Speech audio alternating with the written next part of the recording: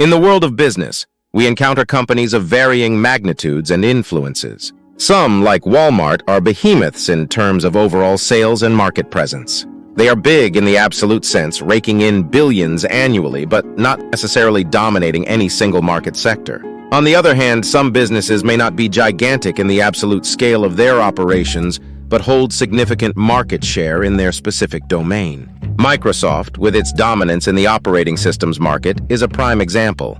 The nature of corporations. When considering large businesses, we often find them structured as corporations. Corporations, unique in their legal identity, shield their owners, the shareholders, from personal financial liability beyond their investment in the corporation. This limited liability encourages investment by mitigating the risk involved, fostering the growth of large-scale business ventures otherwise unattainable by individual or small group investments. The role and impact of limited liability. Limited liability is not merely a protective mechanism for investors, it's a cornerstone for large-scale economic activity. This structure allows the mobilization of vast resources for significant economic ventures, facilitating operations on a scale that individual investments couldn't support. This, in turn, translates into more efficient production processes, economies of scale, which often lead to lower consumer prices and a higher overall standard of living. Corporate governance and the separation of ownership and control. In a typical corporation, the owners, shareholders, are distinct from those who manage, executives and the board. This separation, while sometimes criticized, reflects the desire of many investors to benefit from the financial returns of a business without the burden of its management. The real power in corporate governance lies with those who manage daily operations, albeit under the oversight of a board of directors. Applies international perspectives on corporate governance. Different countries have different approaches to corporate governance and shareholder rights. For example, the UK offers more rights to shareholders compared to the US, Japan, Germany, or France. However, the economic performance of corporations in these countries doesn't necessarily correlate with the level of shareholder control, indicating that other factors play a significant role in corporate success. The diverse landscape of corporate management. Corporations are as varied as the individuals who run them. They range from highly effective and ethical to the opposite end of the spectrum. This diversity is not unique to corporations but is seen across different types of organizations, including governments and nonprofits. The effectiveness of a corporation often depends on the competitive environment in which it operates and the regulatory framework that governs it. Executive compensation. The average compensation package of chief executive officers of corporations large enough to be listed in the Standard & Poor's Index was $10 million a year in 2010. 37. While that is much more than most people make, it is also much less than is made by any number of professional athletes and entertainers, not to mention financiers. Some critics have claimed that corporate executives and especially chief executive officers, CEOs, have been overly generously rewarded by boards of directors carelessly spending the stockholders' money. However, this belief can be tested by comparing the pay of CEOs of public corporations owned by many stockholders with the pay of CEOs of corporations owned by a small number of large financial institutions. In the latter case, financiers with their own money. At stake set the salaries of CEOs, and it is precisely these kinds of corporations which set the highest salaries for CEOs.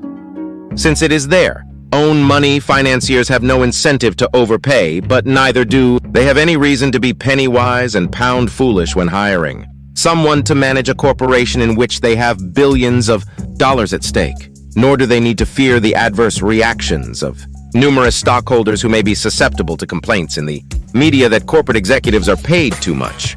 What has provoked special outcries are the severance packages and the millions of dollars for executives who are let go because of their own failures.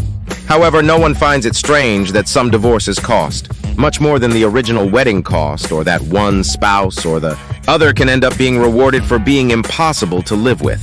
In the corporate world, it is especially important to end a relationship quickly, even at a cost of millions of dollars for a golden parachute, because keeping a failing CEO on can cost a company billions through the bad decisions that the CEO can continue to make. Delays over the firing of a CEO, whether these are delays within the company or within the courts, can easily cost far more than the golden parachute. Monopolies, oligopolies, and cartels represent distinct forms of market structures that diverge significantly from competitive markets, often leading to detrimental economic effects. Monopolies. A monopoly, where a single company is the sole provider of a good or service, can set prices higher than in competitive markets. This higher pricing leads consumers to buy less than they would at competitive prices, causing an inefficient allocation of resources. Instead of producing up to a point where cost equals consumer willingness to pay, monopolies reduce output to maximize profits, leading to less overall economic wealth.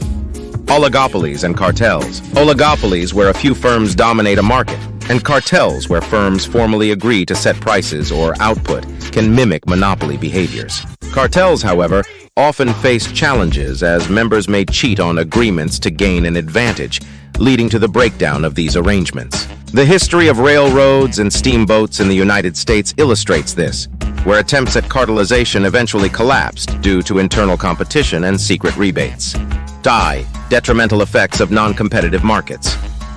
The key issue with monopolies and similar structures is not just the internal wealth redistribution from consumers to the monopolist, but the overall inefficiency in resource allocation. Resources are diverted from more valued uses to less valued ones, leading to a reduction in total wealth and economic inefficiency. Government intervention and regulation.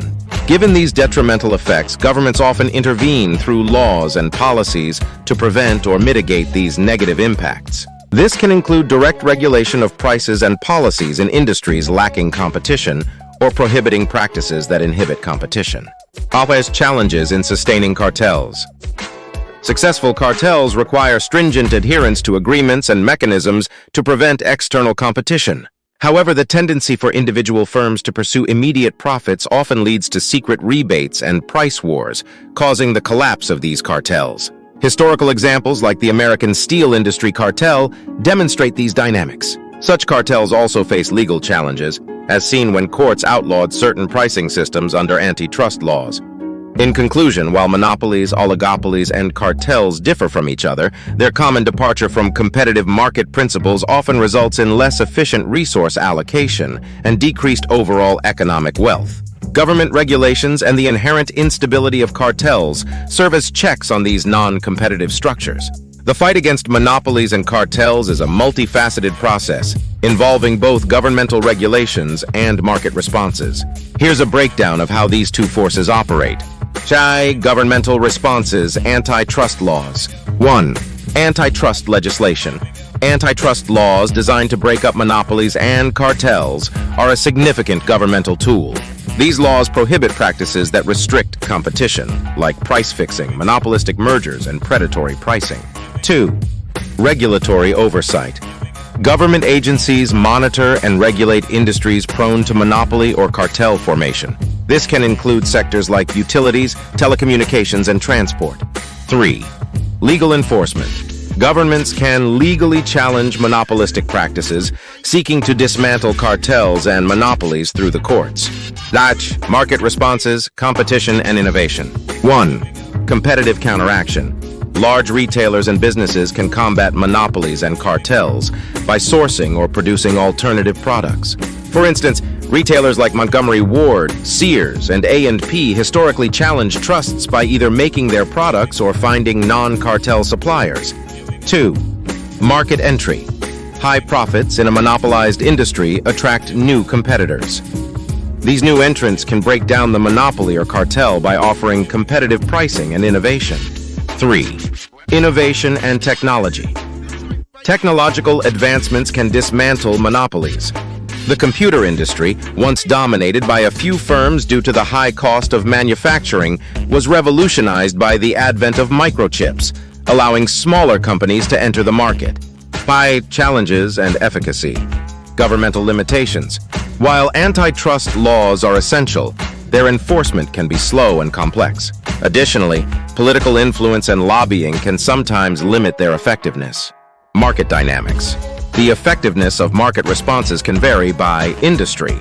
In some sectors, barriers to entry are high due to technology, capital requirements, or regulatory constraints. Globalization. With globalization, even national monopolies can face competition from international firms, broadening the scope of market competition. Chatai's conclusion. The battle against monopolies and cartels is ongoing, with both governmental and market strategies playing vital roles. Governmental regulations and antitrust laws work to prevent the formation of monopolies and dismantle existing ones, while market forces driven by innovation and competition naturally challenge monopolistic structures.